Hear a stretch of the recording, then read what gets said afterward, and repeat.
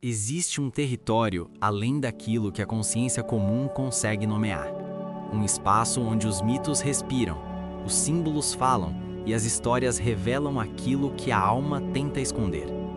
Entre a luz do herói e a escuridão da sombra, entre a razão moderna e a sabedoria ancestral, habita o inconsciente coletivo. Aqui, arquétipos despertam, máscaras se dissolvem e a jornada nunca é apenas externa. Este é o lugar onde histórias se transformam em espelhos da psique. Bem-vindo ao limiar entre o visível e o invisível. Bem-vindo à psicologia, arquétipos e heróis. No episódio de hoje, atravessamos esta narrativa à luz da psicologia analítica, para compreender como arquétipos, sombras e conflitos da alma se manifestam em Possuída, Ginger Snaps 2000. A rua suburbana respira sob um céu cinzento e pesado. Lonas de chuva pendem entre postes de luz, criando sombras alongadas que parecem se mover por conta própria. Duas jovens caminham lado a lado. Roupas escuras, olhar indiferente ao entorno.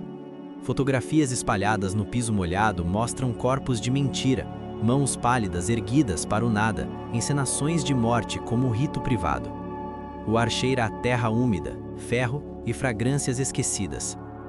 O silêncio da noite é quebrado por um som súbito, um estalo seco entre troncos de árvores. Um ataque surge numa fração de segundo. Animais correndo na escuridão, um corpo arremessado ao chão, dentes cravando carne. Um grito esvai-se, interrompido pelo impacto da terra.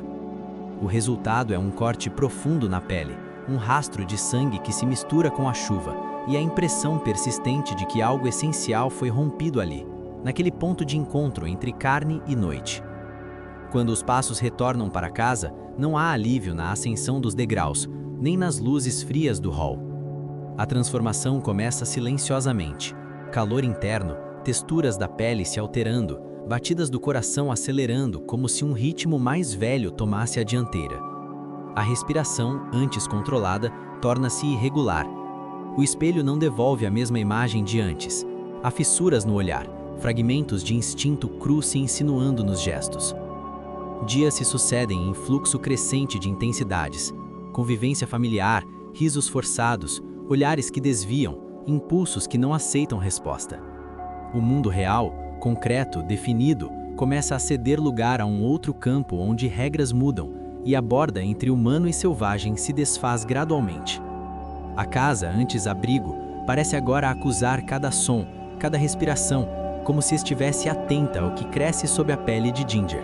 No corredor da escola, Ginger Fitzgerald arrasta os pés, cada passo ecoando mais pesado do que o anterior. O asfalto úmido adere aos seus sapatos, enquanto mãos trêmulas seguram livros e papéis amassados. O som abafado de vozes ao fundo se mistura ao bater irregular do próprio coração. Ela olha para baixo, nota uma marca vermelha na manga da camisa e tenta ignorar a curiosidade crescente que a consome. Na mesma sequência, sob a mesma luz mortiça do entardecer, a respiração dela torna-se um som perceptível à própria consciência. Seus olhos, fixos no chão, falham em encontrar repouso. Há algo naquela mancha escarlate que não deveria estar ali, não como brincadeira, não como arte, mas como aviso. Em volta, o mundo parece contrair-se, criando um recinto sem saída, onde o peso do silêncio é quase uma presença viva.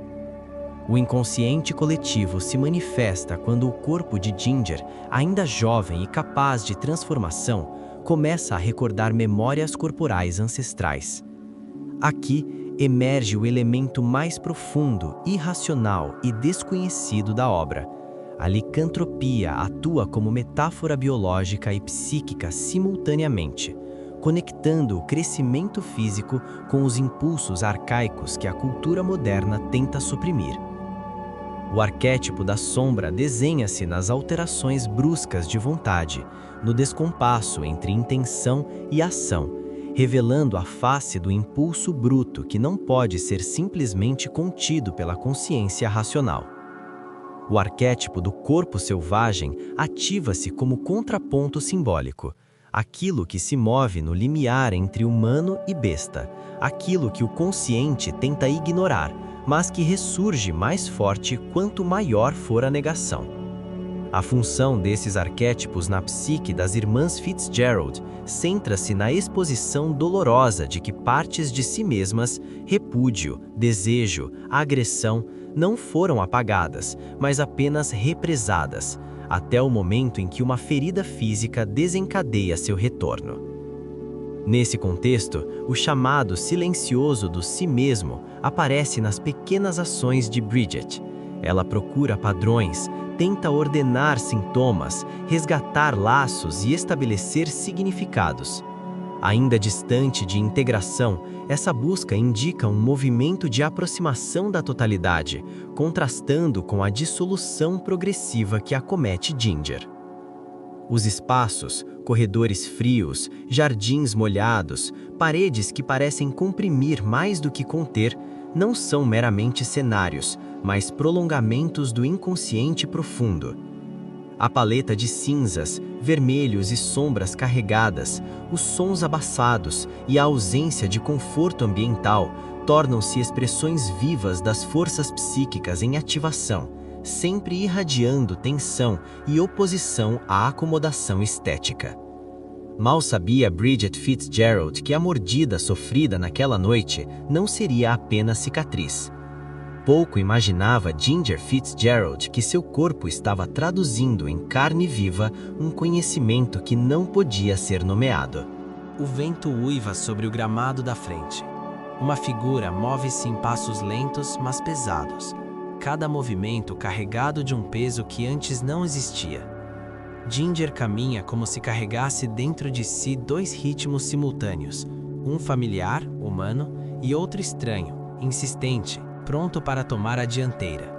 Ela cruza o limiar de árvores secas que margeiam a rua, como se estivesse entrando num território que lhe pertence mais do que qualquer sala de aula ou casa. O telefone toca sozinho.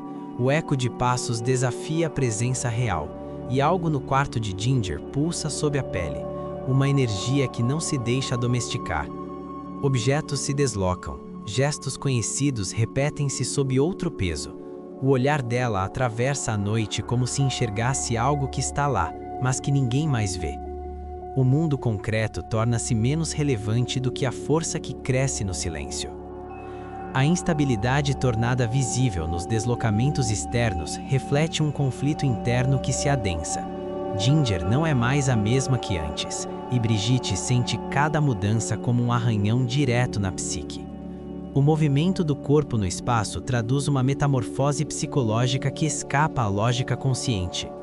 Brigitte Fitzgerald tenta racionalizar, controlar, propor limites. Ela procura explicações médicas, tenta catalogar comportamentos, negocia com a própria ansiedade. Essas estratégias de defesa do ego, embora aterradoras em sua falibilidade, mostram uma tentativa de adaptar-se a um abismo crescente.